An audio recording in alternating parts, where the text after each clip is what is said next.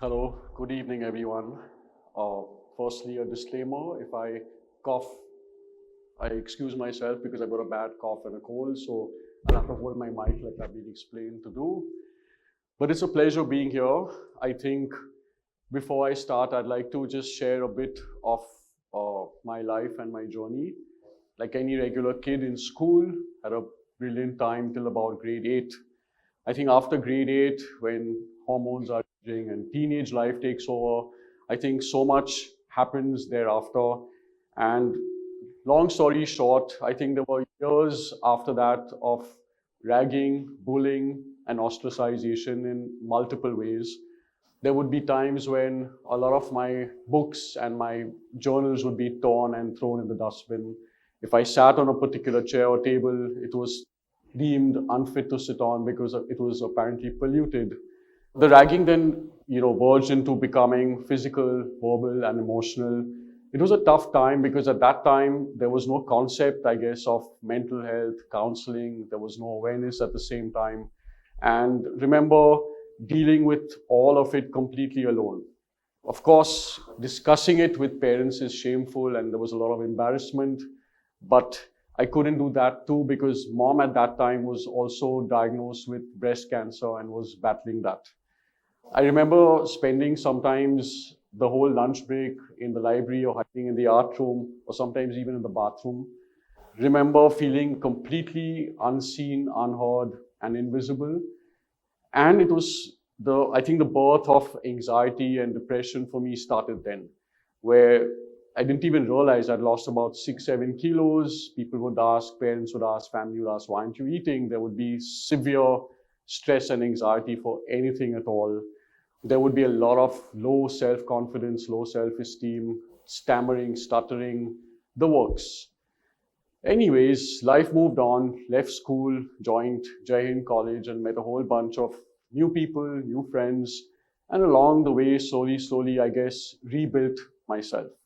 No counseling, no therapy, but somewhere, I think subconsciously, I think I veered towards the journey of psychology and psychiatry, and therefore went into that whole spectrum of work in a strange way to heal me, and I guess it did, along with the lovely people I met thereafter.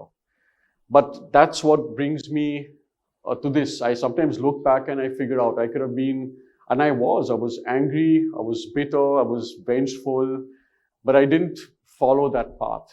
I choose to heal instead. I choose to become the best version of myself through that journey.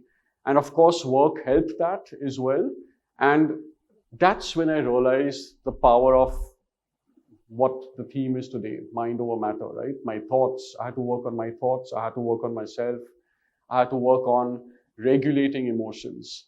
And of course, after 23 years now of work, I really wonder what's happening with our youth today. Why so much of imbalance?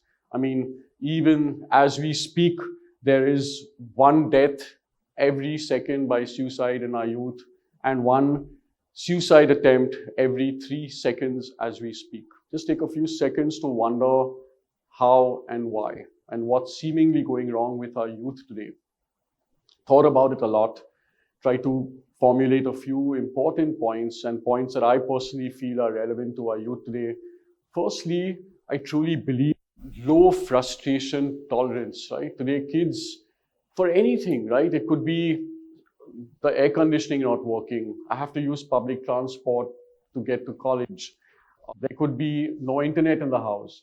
I mean, kids have such low stress levels and low stress tolerances that it just completely emerges into then, strategizing out and getting upset and getting hurt and using unhealthy coping mechanisms. I mean, it's amazing how many kids are so fraught with mental health concerns and anxiety, and they turn to vapes and drugs and alcohol and even sometimes self-harm. There is also something I've realized which is so prevalent is very, very poor acceptability and adaptability. And for me, these are the two main pillars for resilience, right? I mean, the more we accept ourselves, we are being able to accept ourselves, then others around and situations as well. But that's something I see lack. If you think about COVID times, as hard and as challenging as it was almost eerily calm. Why? Think about it. I think the whole world eventually accepted that this was COVID, it was here to stay. We had to be behind our main door at home. We couldn't venture out. We had to keep ourselves safe and others safe. Because we truly accepted that as a medical fact, what did we all do? We all adapted, right? We all adapted to change. We adapted to wearing 3-4 pairs of clothes. We didn't need much. We adapted with family members we were perhaps unhappy or fighting with, and even the educational system just beautifully adapted. Another point, too much of overstimulation, overexposure, and too many choices. When I talk about overstimulation today, I mean, I see it with my own son. He's got his music on, he's doing math sums and math worksheets, the laptop's on, there's something audio visually going on. It's crazy. I mean, imagine what's happening to the neurochemicals in your brain, right? And studies are showing that multitasking it's good to have, but it's not great. But there is too much of overstimulation going on in their brain, which is causing certain neurochemical changes in the brain. Overexposure. I think our kids today are so overexposed, whether it's the news, whether it's ads, to age-appropriate content that's not age-appropriate, right? When I talk about too many choices that are given to our youth, I blame parents for that. There's a beautiful new concept called snow plowing parenting. What's this? It's parents who believe snow plowing away or taking away all problems from their child's life, all obstacles, hurdles, issues. What happens when you do that? What happens when you make your child face no consequences? What happens when you don't allow your child to fail or fall or accept their wrongdoings? You're leading to a whole generation of kids with no resilience, very poor coping mechanisms or unhealthy coping mechanisms, low thinking skills and thinking abilities, no problem-solving aspects, and no resolutions eventually, right? Everything is also, of course, I can go on about the social media and the internet and how that's damaging our youth, but the risks out there, the unhealthy content that they are exposed to, kids' health, physical health and mental health is clearly getting affected with social media, right? We are talking of kids who don't move, you're talking of obesity, you're talking of ophthalmic and eye problems or vision problems or postural problems. The list is endless there too. And it leads to so much of instant gratification. Today, everything's a click of a finger. I remember when I did my, I did a beautiful history project, which I still keep with me. It took me 3 months going through encyclopedias, slowly going through all your National Geography magazines, cutting out pictures. It was a whole production, a whole process that was beautifully crafted. Today, kids complete their project in 2 hours or 1 hour at the least. Dates. Today, a swipe left or a swipe right determines who you want to be with. Another part and another point, too many labels, right? Too much of over-identification, even with mental health, gender or sexuality-based confusions. I always joke with my youth, labels are for jars, not for human beings. Why are you in this race to slot yourself in and label yourself? Give it time. There's a time, age, and a place for everything in life. Wait it out, experience, and then put a label or a slot to yourself, right? But there is this whole need and urgency to grow up too fast. And the last is unkindness and bullying. The kind of cases and kids that I see who've been discriminated, bullied based on, again, gender. Even kids with dyslexia or learning disabilities are abused or shunned because they have got a learning setback. Kids who have different skin colors, kids who come in a different car from different socio-economical backgrounds. I mean, the comments, the way these kids are put down today, the cyberbullying that's happening, it's just unreal and unbelievable how cruel kids can get. And where is this leading our youth? So I've got concretized 10 messages to our youth. One is, it's okay to fail, it's okay to lose, it's okay to hurt, it's okay to pain. You can't imagine the amazing learning that comes from pain. It's amazing. It teaches you how to learn from consequences. It gives you problem-solving skills. It helps you with resilience building, right? So please learn from pain. You don't have to be okay all the time. It's okay to not be okay as well. Second point, learn to love yourself. Every journey in life starts inward. Today, kids just don't know how to introspect. And when that journey starts, I mean, you start looking inward and you start looking after who you are and who you want to become, and you introspect better, only then will you be okay with others, with other situations, and take the journey in life forward, right? It also helps with building self-confidence, self-esteem, self-worth, which are such important parts to building who you want to become. Third, thought management.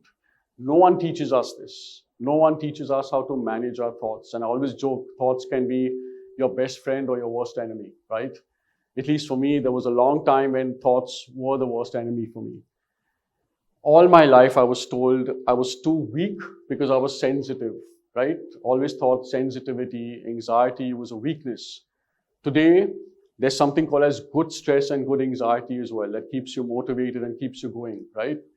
In New York, when I left my program there, my program director, who was then considered the third top child psychiatrist in New York, he hugged me and said, don't change one thing about yourself. Your biggest strength, which will take you far away in life, at work, is your level of empathy and sensitivity. So what we perceive sometimes or grow up for years believing our weaknesses could be your biggest strengths. Accept and adapt. Two pillars of resilience. You read any literature also of resilience and resilience building, it's acceptability and adaptability. The more you accept of yourself and who you are, you become more accepting of others, you become less critical of others, you become less judgmental. And adaptation is so important in life. How we adapt to situations, how we adapt to stress, to people, it's life-changing and life-altering. Respond, don't react. Nothing ever comes positive from a reaction. Reaction is an emotional outburst. When you respond, you think. You use your cognitive abilities. I remember recently also, I have to keep reminding myself too about these two magic R words. A client of mine didn't respond to an appointment timing. I waited for hours, I waited the next day, then I wrote back an almost angry message saying, not ethical, not professional, you need to let me know. I didn't hear from him again and I was actually angry. 2 days later, he said, so sorry, had to take mom to hospital, she passed away this morning. So you have to understand how it is important to think and respond and never react. There's always a reason why things happen or don't happen. Sixth point, be mindful. Slow down. The things that you can see that are so beautiful, you can see only when you slow down. Be present. Half the times we think of the past. We are so stressed about the future. But in reality, we can't ever rewind time and change the past. Neither can we ever get anxious about the future because we don't know what's in store for us the next hour, leave alone the next day. But when we do that, the present is lost. So we're trying to tell our youth, stop multitasking, slow down, be still, be present. Be more in the real world, less in the virtual world. It's okay, just don't send out virtual hugs and virtual cards. Just talk about being out there, being outdoors, loving, hugging, playing real games, being on grass. Kindness and empathy. Be kind when no one is watching. The fat boy who you call fat in class may be suffering from a thyroid disease. The girl you call slow may have dyslexia. The boy you're calling gay could be contemplating suicide back home. Think. Practice gratitude and perspective taking every day of your life. You can't take anything for granted. And lastly, unconditional love. Because when you love unconditionally, for me, love is the absence of judgment. And everything changes. It's beautiful to have someone who loves you back unconditionally as well. I wrote this for myself recently. I am resilient because I have been broken. I am at peace because I have learned from pain.